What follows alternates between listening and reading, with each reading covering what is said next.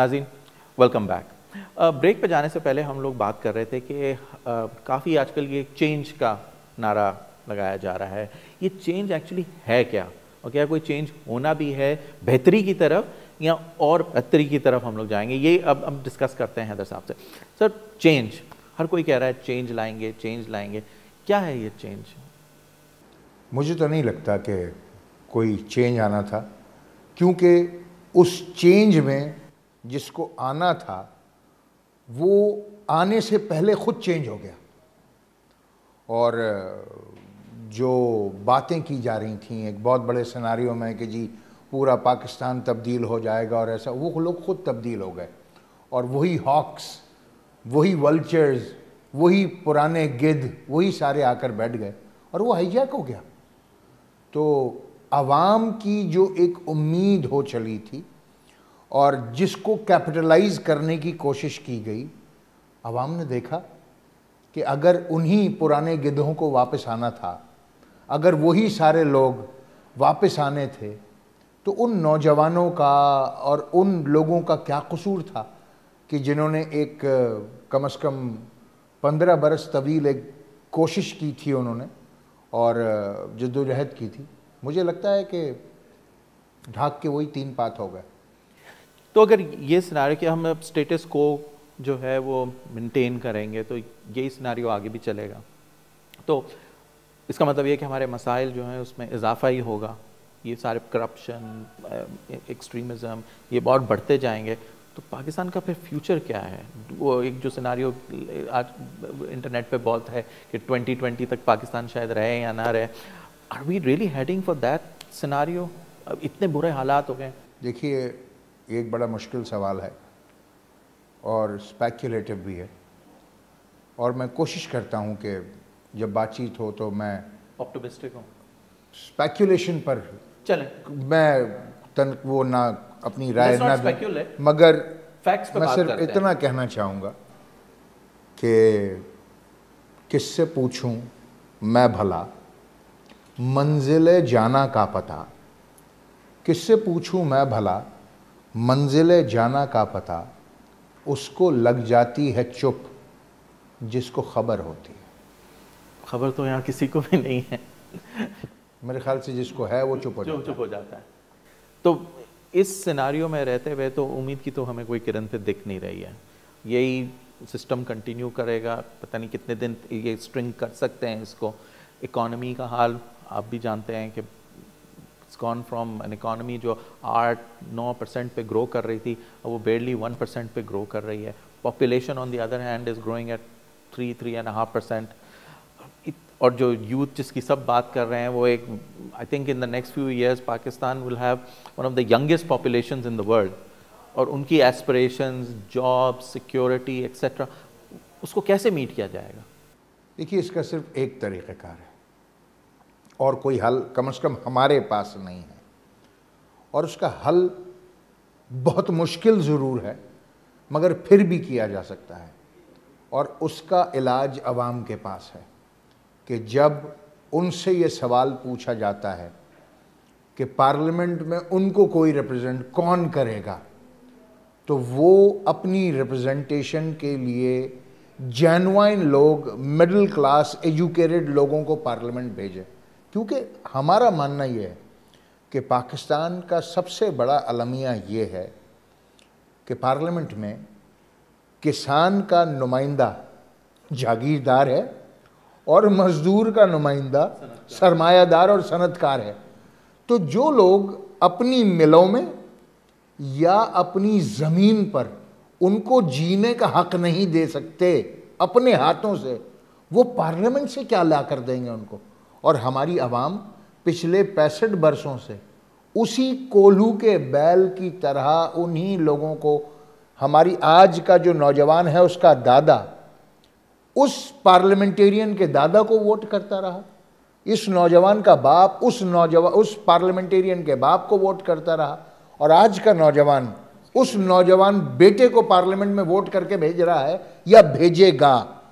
वो ये क्यों नहीं सोच रहा कि आज 65 बरसों से चंद खानदानों को उसने पार्लियामेंट में भेजा है नस्लों से, 3 नस्लों से, और उसकी ज़िंदगी में कोई तब्दीली नहीं आई। वो अपने अंदर से अपनी middle class, lower middle class, educated leadership क्यों नहीं डेवलप करता?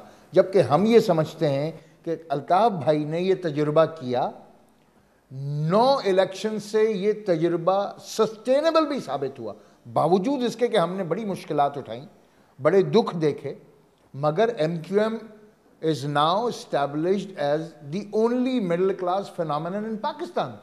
और जिनकी जो फाफन की रिपोर्ट के मुताबिक MQM के जो पार्लियामेंटेरियंस हैं वो सबसे ज़्यादा इफेक्टिव है on the floor of the house. जितनी बड़ी लेजिस्लेशंस हैं वो सारी MQM के लोगों की हुई हैं, जो इस वक्त की ज़रूरत है।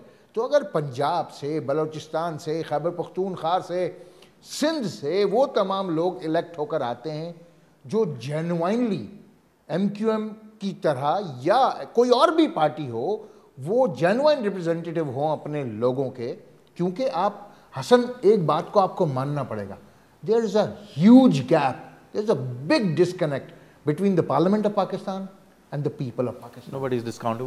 We see that every day. अच्छा, आप लोगों का एक एग्जांपल अगर हम एक लें as a benchmark कि you know the scenario in Karachi where you had the government, आपकी government थी, और infrastructure wise, service wise, Karachi made phenomenal progress. अच्छा, उसकी replication जो है, it's when you see success, वैसे तो होता है कि अगर हमारे यहाँ देखें कि कोई आदमी एक कोई बिजनेस कर रहा है छोटा सा, उसको 4 आदमी देखते हैं कि इसमें ये अच्छे पैसे बनाए, एवरीवन रेप्लिकेट्स। लेकिन कराची का जो फिनोमेनन था उसको पाकिस्तान में और कहीं रेप्लिकेट नहीं किया गया। Why is that? I mean it was a successful effort. उसकी बुनियादी वजह यह थी कि जो कराची में जिस तरीके की लीडरशिप थी, किसी शहर में उस तरीके की लीडरशिप नहीं थी। यहाँ पर middle class, dynamic, enthusiastic, completely clean लोग थे जो अपने शहर को डेवलप कर रहे थे। दूसरी तरफ वही जागीरदार, वडेरे, करप्ट, बूढ़े, गिद्ध, वल्चर्स, वो अपने शहर को जिन्होंने कभी डेवलप नहीं किया, वो सिर्फ उस सिस्टम से पैसे बनाने के लिए आए थे, उनको शहर से कोई गरज नहीं है। मेरे भाई, पाकिस्तान के बेशुमार शहर ऐसे हैं जिनके ऊपर आज भी अगर आप ADPs या आप जो हमारा नेशनल डेवलपमेंट प्रोग्राम है, अगर उसकी स्टेटिस्टिक्स ले लें तो कई 100 अरब रुपए उनकी डेवलपमेंट पर खर्च हो चुके हैं। वो खर्च तो डेवलपमेंट पे हुए, कहाँ गए गॉड नोज। तो अगर वही लोग, वही लीडरशिप, वही डेवलप करने वाले अगर जिस थाली में खाते हैं अगर उसी में छेद करेंगे तो वो शहर कैसे डेवलप होगा? अच्छा, वो तो अब लीडरशिप की बात आ गई, लेकिन जो पब्लिक जो थी उसने देखा, दूसरा मेट्रोपॉलिटन टाउन्स लेने, छोटे टाउन, वहाँ की पब्लिक ने भी देखा कि कराची में एक बज़ाहिर इम्प्रूवमेंट आई है, लेकिन वो जो एक लैक ऑफ अवेयरनेस की बात है, जैसा कि आपने फरमाया कि वो जिसको दादा वोट देता था उसी ख़ानदान को फिर बेटा देने लगा, and so on and so forth. वो जनरेशन्स जो हैं वो मैरिड हैं, ठीक है। अच्छा, अब इसमें डिवोर्स क्यों नहीं आता? क्योंकि लोगों ने ये तो देख लिया है कि अगर हम इस बैड मैरिज से बाहर निकलें तो there are better prospects available, लेकिन लोग बाहर नहीं निकलना पाते उससे। Why is that? आप लोगों का एक एग्जाम्पल, लाइव एग्जाम्पल सामने है ना, इट्स नॉट समथिंग कि ये हवा में बात थी, इट्स अ कॉन्क्रीट एग्जाम्पल जो कराची में सक्सेस हुई, although on a lesser scale, but Karachi constitutes 10% of Pakistan, 15% of Pakistan, ठीक है ना। तो that's a big chunk of Pakistan, और वहाँ पे आपने एक मॉडल अच्छा दिखाया। Why is it that the people were not able to gain anything? एक अवेयरनेस आनी चाहिए ना कि ठीक है, हमें भी वही चीज़ करनी चाहिए जो कराची के लोगों ने की, लेकिन ऐसा नहीं हो रहा। हसन, ये एक बहुत बड़ी डिबेट है, मैं चाहूँगा कि इसको बहुत छोटी सी उसमें कंक्लूड करूँ। पाकिस्तान में हमारे बकौल या हमारा मानना यह है कि पाकिस्तान में सिर्फ 2 तरीके के लोग रहते हैं। एक 2% रूलिंग एलीट है और एक 98% पाकिस्तानी हैं जो कि गरीब, middle class, lower middle class, working class लोग हैं। बाकायदा एक मंसूबे के तहत उस 2% रूलिंग एलीट को एक तरफ रखा गया है और 98% को एक तरफ रखा गया है। क्या आप ये तसव्वुर कर सकते हैं कि आपकी 98% में कहीं कोई शिया सुन्नी आपस में शादी कर ले, कोई पख्तून महाजिर पंजाबी सिंधी बलोच आपस में शादी कर ले, कहीं पर कोई औरत अपनी मर्जी से शादी कर ले, कारोकारी हो जाती है, वनी हो जाती है, शिया सुन्नी शादी कर ले, एक हंगामा हो जाता है। कराची जैसे शहर में एक पख्तून और उर्दू स्पीकिंग लड़के ने अपनी पसंद की शादी कर ली थी तो पूरे कराची में आग लगा दी गई थी। मगर ये सब कुछ रूलिंग एलीट में नहीं होता। वहाँ पर लोग अपनी मर्जी की शादी भी करते हैं, क्रॉस मैरिजेस भी होती हैं, मुख्तलिफ एथनिसिटीज़ के साथ सब कुछ होता है, इसलिए कि वो एक जगह जमा हैं।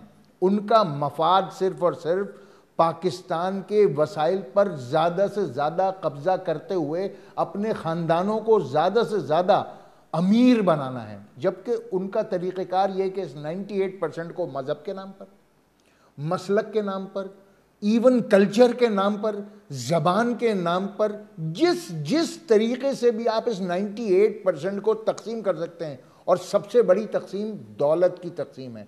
सिंध, अंदरून सिंध चले जाइए, लोग सारी दुनिया ज़िंदगी से बॉन्डेड लेबर्स हैं। आपको पता है कि सिंध में जो एक मेन क्रॉप 10 टाइम्स पैसे दे सकती है, मिसाल के तौर पे सनफ्लावर, आपको पता है कि सिंध में सनफ्लावर क्यों नहीं होता?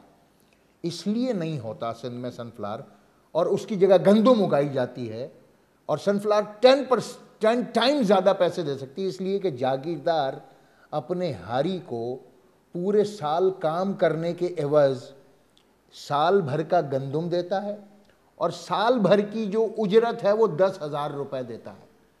वो हारी ये सोचता है कि अगर मैंने सनफ्लावर लगा दिया तो मेरी जो साल भर की गंदम इंश्योर होती है वो भी चली जाएगी, और बाकी 10,000 रुपये साल में जिस तरह उसको कैश में ज़िंदगी गुजारनी है, 800 रुपये महीने के हिसाब से इस मुल्क में अगर कोई ज़िंदगी कोई नहीं गुजार सकता। वो फिर वापस अपने ज़मींदार के पास जाता है, उससे कर्ज लेता है, उसका बच्चा बीमार हो जाए, उसकी शादी हो जाए, जो भागने की कोशिश करता है। इनकी निजी जेलें हैं, प्राइवेट जेल्स हैं इनकी, और रोज़ बर्स्ट होती हैं, रोज़ अखबारों में आता है। इनके कच्चे की ज़मीन में इनके यहाँ डाकू पलते हैं। फॉर गॉड सेक, इस मुल्क में लोग हॉस्टेज हैं। जियो के ऊपर मैंने वो फुटेजेस देखे हैं कि पंजाब में किस तरह एक इंसान अपने आप को साल भर के लिए एक जागीरदार के आगे पंजाब में गिरवी रखता है कि साल भर का अनाज और 15,000 रुपये साल की तनख्वाह, साल की। इस निज़ाम को जब तक आप नहीं तोड़ेंगे, पाकिस्तानियों को इस बॉन्डेड लेबर से आज़ाद नहीं करवाएंगे, जब तक इस मुल्क में कुछ नहीं हो सकता। इंटरेस्टिंग पॉइंट कि पाकिस्तान जो है एक वो बॉन्डेड, पूरा मुल्क जो है बॉन्ड हो चुका है, हॉस्टेज है इन चंद 100 खानदानों के हाथों। हॉस्टेज। क्या इन चंद 100 खानदान जो हैं, क्या हम उनसे रिहाई हासिल कर सकते हैं? ब्रेक के बाद।